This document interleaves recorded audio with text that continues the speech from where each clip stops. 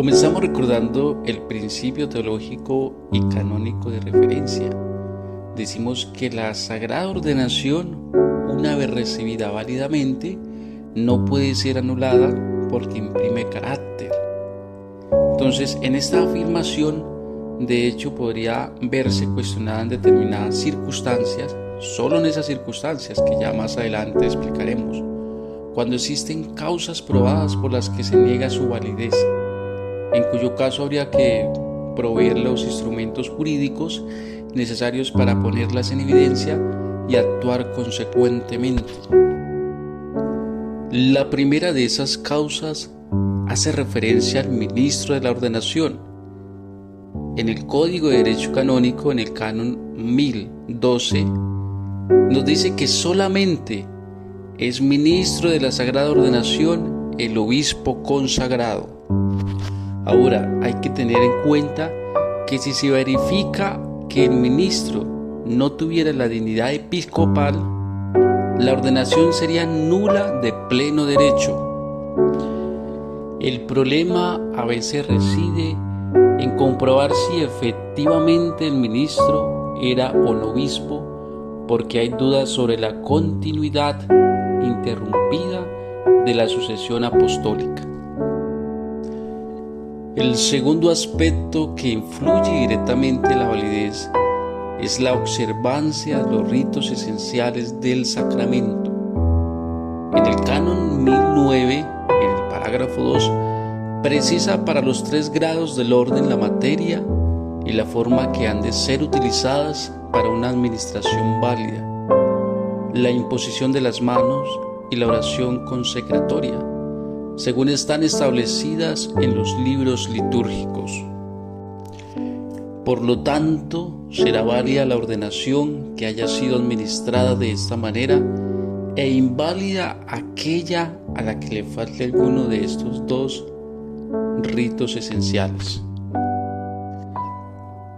El tercer elemento que debemos considerar es la condición masculina del sujeto. Este primer requisito de capacidad en el sujeto de la ordenación lo encontramos en el Canon 1024, que nos dice: solo el varón bautizado recibe válidamente la sagrada ordenación. El cuarto elemento se refiere a la recepción válida del bautismo.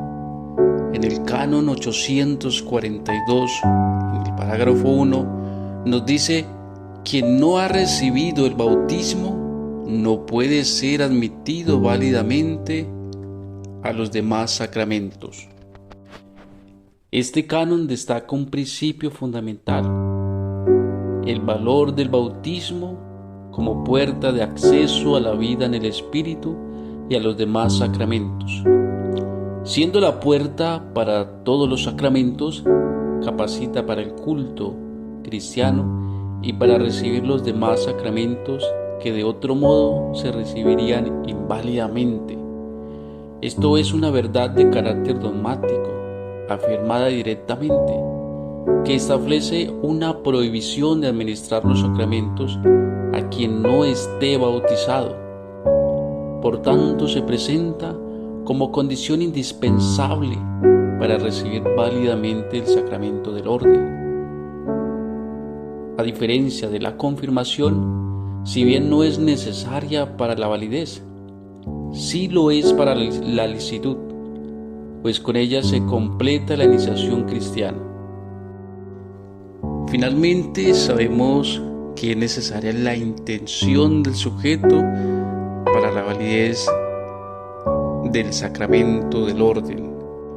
Esto conlleva a que el sujeto tenga una libertad tanto interna como externa. Por eso la Iglesia considera como delito grave obligar a una persona a recibir el orden sagrado, porque las consecuencias pueden ser funestas e irreparables, tanto para el interesado como para la propia Iglesia. Hay otro elemento muy interesante que afecta de una forma muy interior al que quiere recibir la ordenación, y es el miedo. Este miedo se ha definido tradicionalmente como reacción psicológica que impele a huir de un mal espiritual o físico, para uno mismo o para un ser querido, que es inminente e inevitable a menos que se haga algo. Ese miedo ha de ser grave, es decir, que no lo pueda soportar una persona en buena condición psíquica, injustamente inferido, es decir, que hay una causa extrínseca objetiva, con amenaza directa dirigida a obligar a la realización de un acto determinado. Finalmente, el legislador señala la amencia, cualquier desorden que habitualmente afecte el uso de razón, que es la amencia, u otra enfermedad psíquica, como causas que incapacitan a la persona para desempeñar rectamente el ministerio, por lo que son consideradas en la legislación como impedimentos para recibir las órdenes, pero no las invalidan.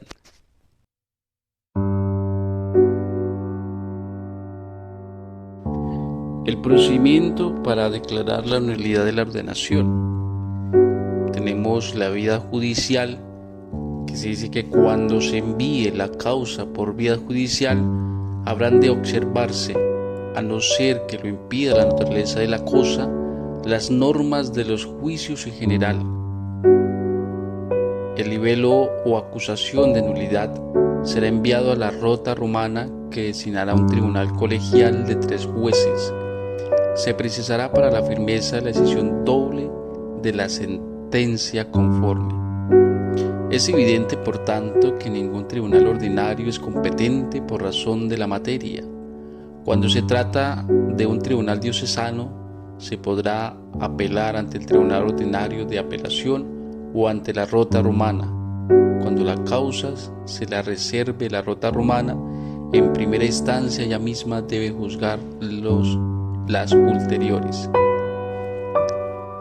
Se nos dice en el canon 83, en el canon 1712, que después de una segunda sentencia que confirme la nulidad de la Sagrada Ordenación, el clérigo pierde todos los derechos propios del estado clerical y queda libre de todas sus obligaciones. Tenemos otra vía, aparte de la judicial. Tenemos la vía administrativa, que esta es la que más comúnmente se utiliza.